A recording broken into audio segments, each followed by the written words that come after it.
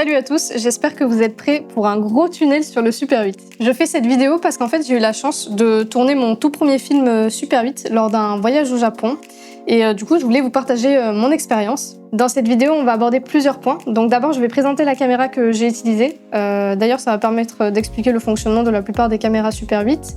Ensuite je vais parler de là où j'ai fait développer et numériser mon film et enfin je vais vous montrer le résultat et vous donner mes petits conseils. Donc la caméra que j'ai avec moi, c'est la Canon 1014 XL-S, donc le S pour sound en anglais. En fait, à l'époque, il y avait une piste magnétique qui était collée aux pellicules et donc qui permettait d'enregistrer du son, mais aujourd'hui, elles sont plus fabriquées. Pour la petite histoire, du coup, c'est une caméra que j'ai eue pour 35 € dans une recyclerie. C'est vraiment une super affaire parce qu'en fait, les annonces sur Leboncoin de cette caméra-là, ça tourne entre 500 et 600 €. C'est vraiment des prix abusés. Et bon, le but, c'était pas qu'elle reste en déco sur une étagère, donc quoi de mieux que de se trimballer 2 kilos pendant tout un trip au Japon pour la tester. Bon, là, je vous préviens, je vais faire une big explication de tous les boutons et caractéristiques de la caméra. Donc, pour ceux que ça n'intéresse pas, vous pouvez passer directement à la partie résultat, dont le timing va se trouver sûrement par là. Pour commencer, elle fonctionne avec 6 piles AA qui se logent dans la poignée. Pour ouvrir le compartiment, on peut utiliser une pièce de monnaie, c'est plutôt pratique. Attention d'ailleurs, ces compartiments sont souvent oxydés sur les modèles d'occasion. Pour vérifier si vos piles ont encore du jus, il suffit d'allumer la caméra, donc sur On juste ici, et d'appuyer sur le petit bouton rouge de vérification. Donc l'aiguille du cadran sur le côté va bouger, donc si elle atteint la zone bleue, c'est parfait, tous les systèmes sont alimentés. Si elle est dans la zone blanche, c'est suffisant pour filmer en 9 ou 18 images par seconde. Dans la zone rouge, par contre, ça veut dire que les piles sont mortes et qu'il faut les changer. Bon, nous on peut voir que c'est dans la zone bleue, donc tout est opérationnel. Pour filmer, on utilise le loquet de la gâchette qui a deux positions principales. Donc sur R, qui veut dire running, la caméra tourne uniquement quand on reste appuyé dessus. Et sur RL, donc qui veut dire running lock, on appuie une seule fois. La caméra du coup filme en continu sans qu'on ait besoin de maintenir le bouton. Et pour stopper, on réappuie dessus. Sur cette caméra, on peut régler la vitesse sur 9, 18 ou 24 images par seconde en tournant la molette juste ici. Ensuite, si vous voulez faire un ralenti, la caméra intègre un mode de slow motion à 36 images par seconde. Il suffit de rester appuyé sur le bouton SM situé au centre de la molette des cadences. Une cartouche standard fait 15 mètres, soit 50 pieds. Donc pour vous donner une idée du temps que ça représente, donc à 9 images par seconde, on a 6 minutes 40 de film. Donc on obtient un effet un peu accéléré, saccadé. À 18 images par seconde, qui est la norme standard du Super 8, on va avoir 3 minutes et 20 secondes environ. Et à 24 images par seconde, qui est la vitesse du cinéma et qui offre une fluidité agréable à l'œil, on n'aura plus que 2 minutes et 30 secondes. Vous remarquerez aussi un petit filetage sur la gâchette, donc il sert à visser un déclencheur par câble souple pour éviter les vibrations. Et bien sûr, on trouve aussi un filetage standard de 1/4 de pouce en dessous de la caméra pour la fixer sur un trépied. Côté optique, on est sur un objectif de 6,5 à 65 mm, ce qui offre un zoom x10 très polyvalent avec une ouverture maximale constante de 1.4. Donc on gère le zoom manuellement avec la petite tige métallique. Et si vous voulez faire des plans très rapprochés, il y a un bouton macro. On vient pousser ce bouton et on tourne la bague de zoom dans la zone jaune. Et enfin, on a la mise au point, donc le focus, qui se fait tout à l'avant avec la grosse bague. Vous verrez qu'il y a une sécurité mécanique pour éviter que la lumière extérieure n'entre par du coup, le viseur et ne voile le film quand vous n'avez pas l'œil collé dessus. Donc vous l'activez ou la désactivez avec le commutateur donc dans les positions C pour close et O pour open. Honnêtement, j'ai parfois oublié de le fermer et ça n'a pas eu d'incidence majeure sur mon film. Et enfin, pour zoomer de manière automatique et plus fluide qu'à la main, on peut utiliser du coup les boutons W et T situés sur le dessus de la caméra. Ces boutons ils fonctionnent de pair avec un sélecteur à 3 positions, donc M, L et H. M qui signifie manuel, donc là le zoom automatique en fait il est débrayé et on le gère à la main. L qui signifie low en anglais, donc on a un zoom automatique qui sera lent. Et H qui signifie high, qui va nous permettre de faire un zoom automatique rapide. Donc c'est idéal pour faire des mouvements plus fluides qu'à la main. Maintenant on va passer au côté droit de la caméra, donc le côté le plus simple. Donc pour ouvrir le compartiment de la pellicule, on déverrouille le loquet donc dans le sens de la flèche. À l'intérieur, on aperçoit les petites griffes d'entraînement qui font tourner la bobine. Pour insérer la cartouche, c'est très simple. Donc on suit le schéma, on glisse d'abord le côté droit, donc c'est-à-dire l'avant de la cartouche, et on pousse à plat pour la clipser. D'ailleurs, petite parenthèse technique, sur la mienne, j'ai dû changer toutes les mousses autour de la portière car elle s'est fritée. C'est super important de le faire pour éviter qu'il y ait des fuites de lumière qui pourraient venir ruiner vos images. Juste à côté, on trouve le sélecteur de filtre symbolisé par un soleil et une ampoule. En position soleil, il y a un filtre correcteur orange qui vient se mettre devant le film. On l'utilise pour filmer en extérieur à la lumière du jour quand on utilise une pellicule équilibrée pour la lumière artificielle, donc tungstène. Et en position ampoule, le filtre est retiré. Tout va dépendre de votre pellicule et de l'endroit où vous shootez. Par exemple, moi j'ai utilisé une pellicule Kodak Vision 3 500T, donc le T signifiant tungstène. Donc elle est conçue pour l'intérieur ou la nuit. Et donc dans la journée, j'ai dû activer le filtre soleil pour éviter que mon film ne prenne une couleur bleue. Juste à côté, il y a une petite molette crantée qui sert à régler la compensation d'exposition. Si vous filmez un sujet à contre-jour par exemple, vous pouvez corriger l'automatisme de la caméra par palier de 1/3 de diaphragme jusqu'à +1 ou -1 f-stop.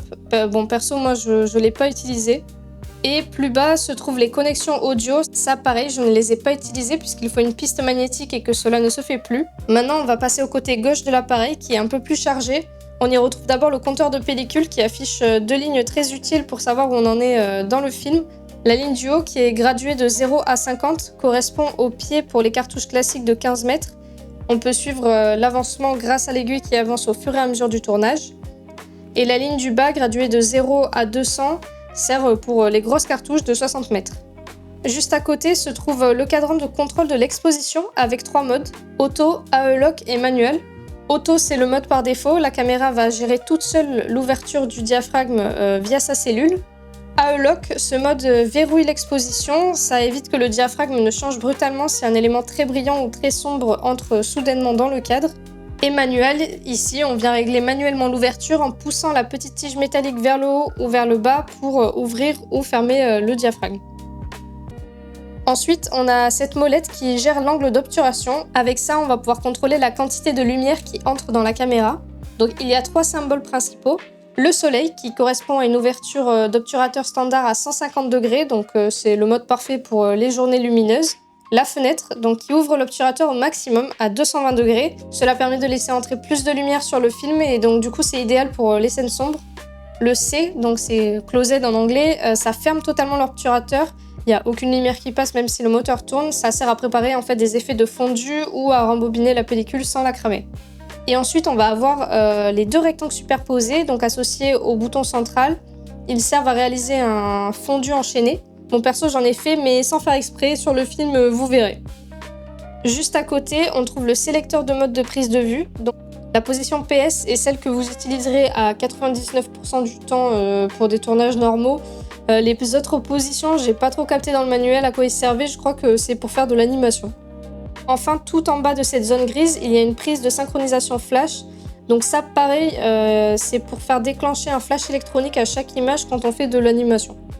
Pour ce qui est des boutons de gestion du son situés sur la tranche inférieure, honnêtement, ça ne sert à rien de s'attarder dessus. Comme je vous le disais, toutes les cartouches de Super 8 neuves vendues aujourd'hui sont muettes. Bon bah voilà, on a fait le tour de tous les boutons et maintenant on va passer au résultat. Donc je suis partie au Japon avec une cartouche Kodak Vision 3 500T, achetée un peu à l'arrache avant de partir pour 60 € chez Panajou. J'ai choisi ce film pour sa polyvalence, donc pouvoir filmer des scènes de nuit grâce à sa sensibilité élevée, tout en gardant la possibilité de filmer en journée grâce à un filtre ND. Donc en fait, pour la journée, j'ai utilisé donc un filtre ND variable que j'avais déjà, donc là moi j'ai c'est un 82 mm et j'ai juste utilisé des bagues d'adaptation pour pouvoir le monter. Donc là, ici, le diamètre fait 67 et donc je suis juste venue filtrer toute la journée comme ça. Et voilà, comme ça. Une fois revenue, j'ai cherché à faire développer mon film en France, mais j'ai systématiquement été redirigée vers le laboratoire Andec à Berlin. Au total, j'ai payé 89,90 € pour la formule développement plus le scan en 2K ProRes 422 HQ à 24 images par seconde. Pour la science et pour le plaisir des yeux, je vous mets le film complet que j'ai tourné juste ici, sans montage.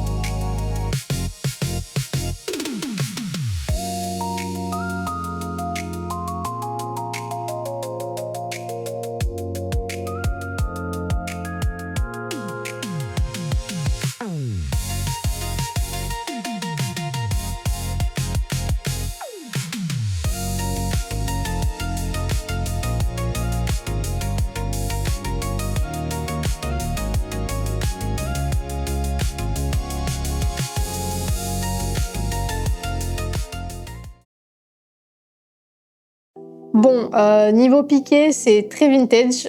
Après, je sais que j'ai des yeux un peu pourris, donc le focus, c'est pas fou. Honnêtement, j'ai trouvé l'expérience de filmer en Super 8 super. Franchement, si vous avez des bases en photo, c'est pas insurmontable. Voilà, c'est juste avant de lancer le rec, il faut penser à des petites choses comme la température, l'exposition. Je me dis qu'un jour, ces laboratoires n'existeront peut-être plus. Et je voulais le tester au moins une fois dans ma vie. Après, on va pas se mentir, c'est quand même un plaisir qui reste très coûteux. Niveau budget, en tout, on arrive environ à 200 € entre le prix de la pellicule, du développement, aussi le prix de la caméra. Bon, moi, j'ai eu de la chance pour le coup, ça peut monter quand même très vite. J'avais réfléchi également à la méthode maison, donc pour tout faire soi-même, mais bon, ça reste quand même un sacré bourbier. Donc, il existe par exemple la Original Wolfen, donc c'est un film Super 8 qui n'a pas de couche Remjet. Donc c'est une couche noire anti-halo qui était présente sur les films de cinéma et elle est très très difficile à retirer. Et donc cette pellicule n'a pas cette couche et donc on peut utiliser la chimie C41, donc qui est la chimie qu'on utilise pour développer des photos couleurs. Et ensuite, bon, pour développer 15 mètres de film, parce que ça il faut y penser. Il existe en fait des spires donc soit imprimées en 3D, soit il y en a une qui existe, la Visual Vintage. Mais bon, qui a quand même un certain coût, je crois qu'elle est dans les 200 €. Mais après ça, il faut quand même penser aussi au fait que voilà, ces 15 mètres de film, il va falloir les faire sécher. Alors il y a la méthode sur un tankerville. Et après, il reste la numérisation. Donc là, il y a plusieurs méthodes. Donc soit image par image, donc faire photo par photo, mais c'est vraiment un travail titanesque. Soit ensuite, on peut modifier un ancien vidéoprojecteur. Donc on va changer la lampe halogène qui en fait fait brûler le film quand la pellicule est à l'arrêt.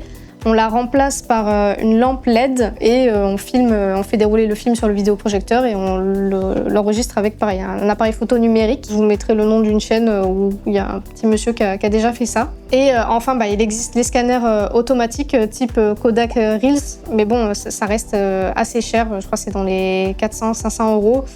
Donc il faudrait avoir plusieurs films Super 8 à numériser pour l'amortir. Mais voilà, le faire soi-même, c'est totalement possible. Si vous avez de la patience, vous êtes prêt à investir dans une spire, et ensuite, si vous arrivez à récupérer en fait un ancien vidéoprojecteur, il y a de quoi faire.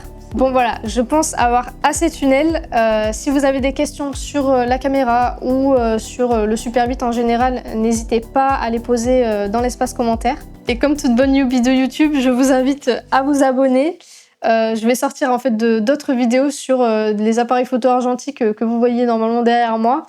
Où pareil, je vais venir présenter leur fonctionnement et également les résultats que ça donne. Un peu comme on a fait aujourd'hui finalement. Voilà, je vous dis à la prochaine.